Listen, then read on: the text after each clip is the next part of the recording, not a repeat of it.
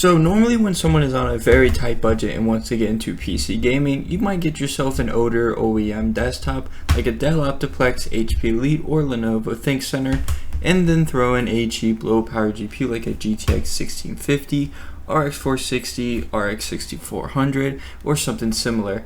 But what happens when you got some money saved up and you want to upgrade the graphics card in that OEM to something way more powerful, and you happen to feast your eyes on a much more powerful card like this RTX 3060 Ti on your used market. And after doing some research and determining that the card will fit in your computer and your computer won't catch on fire, should you go with a super powerful graphics card in your ultra budget OEM, or should you just save up your money more and get yourself a nicer custom PC? So that's what we're going to find out today. I picked up this HP desktop computer and I have this spare RTX 3060 Ti, and we're going to see how the performance is and see if it's even worth adding a very powerful graphics card to a system like this. So if you do want to upgrade your graphics card in a computer like this HP that we have here, the two main things you got to worry about is whether or not it will fit in your computer, because if you have a low profile Dell Optiplex or something like that and you try to fit this full-size GPU in it, it's just not going to work. And if your power supply can even handle a more power-hungry card, because a lot of Dell Optiplexes and other OEMs usually only come with like a 200 or 250 watt power supply, maybe 300 if you get lucky. So you'll have to do your research and see if your OEM can even fit a better card. And the OEM that we have here today actually can fit an RTX 3060 Ti, and the PSU has the proper PCIe power connectors. So the OEM I picked out is this HP Z240 workstation computer, and the reason I went with a workstation instead of a normal business desktop like a Dell Optiplex, Lenovo ThinkCentre, etc., is because that these HPs can fit a full-size card like this RTX 3060 Ti, as long as it's short enough, which it is, and these workstations usually have higher wattage power supplies, meaning that you can use a more powerful GPU in this PC. This HP Z240 features an i7 7700 CPU, 32 gigs of DDR4 RAM, a 2TB 7200 RPM hard drive, and a 400 watt 80 plus platinum power supply, which is key because we definitely need that extra power for this GPU. And I got this rig for $140 locally. This is a pretty solid candidate to drop in this GPU. However, before we put the 3060 Ti in, we gotta do a couple of minor upgrades. The first upgrade is adding an NVMe SSD to go alongside the 2TB hard drive. This HP is actually new enough to have an M.2 slot on the motherboard, so I have this OEM Intel 512GB NVMe SSD that I got for just $11, as it came in a bundle with a bunch of other SSDs. Now that we added the SSD in, we are ready to drop in this 3060 Ti. However, there is one small problem. The PSU in this computer only has one 6-pin PCIe cable, and our GPU needs an 8-pin. Now, most Dell Optiplexes or other office PCs actually don't even have any PCIe cables at all, and if you want to add in a more powerful card, you gotta use, say, a SATA or Molex adapter. But since we have the 6-pin already, I can use the 6-pin to 8-pin adapter, and we can hook up our 3060 Ti more safely. Now, you would think that after doing this, the PC would just work, right? Nope. Of course not. It wouldn't post at all with the 3060 Ti installed, so I swapped it for a GT610 and it still wouldn't post, and I had to insert a couple of other GPUs I've had lying around until I eventually got it to display out on a GTX 1070. So I thought the 3060 Ti in this computer wasn't going to work at all, and this whole video idea would have just been scrapped. But I reinstalled the 3060 Ti and it finally posted in the PC. So maybe it wasn't getting a good enough connection to the motherboard, but I mean, I'm not going to question it now that it works. I mean, I don't want to mess it up. So now that we have it working, I am going to only be able to do a couple benchmarks on the system, and they are going to be at 1080p. And the reason for that is because I already sold the 3060 Ti shortly after I put it into this computer. And it was actually the same 3060 Ti from the video up in the top corner.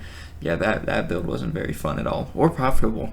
So I'll only be able to test a couple games, and they're all going to be at 1080p, of course, but since we are mostly CPU bound in these games, I'm basically going to be cranking up the settings as much as I can and seeing how well this combo can play games. So let's go ahead and get to the benchmark, shall we?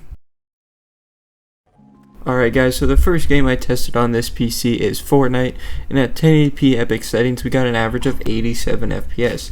Again, the reason I'm targeting higher settings in these games is because we do have a pretty big CPU bottleneck going on in this system, and even though this was a pretty smooth experience, I still got absolutely destroyed by Optimus Prime.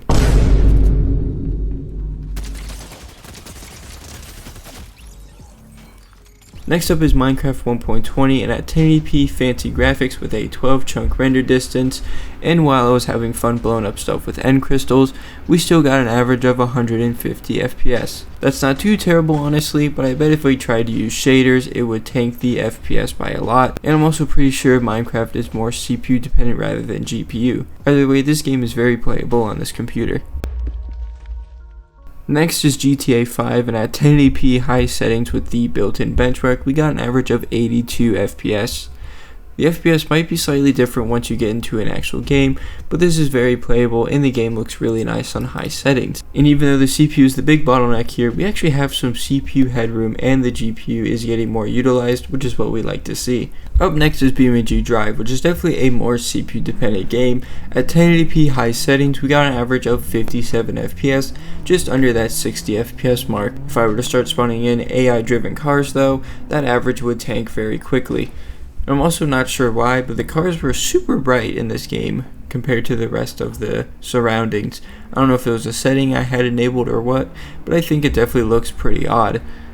Anyways, the game was pretty playable at high settings, but I think low or medium would allow you to get a more stable 60 FPS.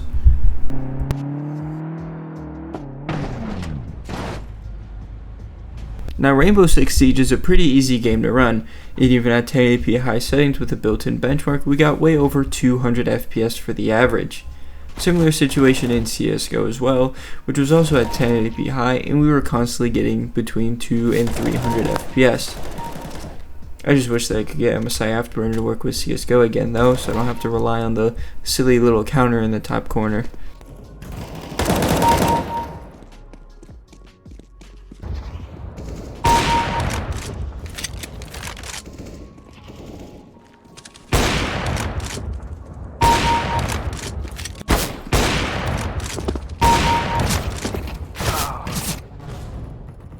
Now for synthetic benchmarks, I thought I ran Cinebench R15 and 3D Mark Time Spy, but I only have the scoring for Cinebench, which got 767, and interestingly, it got basically the same score as my old i5 9600K back when I had a way underpowered cooler on it. Also, an overclocked i7 4770K beats out the 7700, but that's also to be expected because the CPU isn't overclocked at all. I don't even think I can overclock it if I wanted to. So now that you've seen this PC play a couple of games, let's go ahead and talk about if this is a worthy thing to do or not. So after showing you guys how this PC performs in a couple of titles, do you think that adding a powerful graphics card like this into a budget office PC is a good idea? Let me know in the comment section down below. I personally think that maybe if we had a better CPU, like an i5 9th or 10th generation CPU, for example, and we paired that with a 3060 Ti, then we would have a much more sensible pairing. So I wanted to compare these results to a GTX 1070 that I had, and I was going to put the 1070 into this HP. However, I ended up selling this HP before I was able to benchmark it, so unfortunately I wasn't able to compare the results between the RTX 3060 Ti and the GTX 1070. But honestly, for a PC like this, a GTX 1070 makes way more sense. And also something like an RX 580 or GTX 1650 Super would also be a more sensible pairing with this i7 7700 CPU. So I hope you guys enjoyed this video. If you did, leave a like and subscribe, and I'll see you guys in the next video.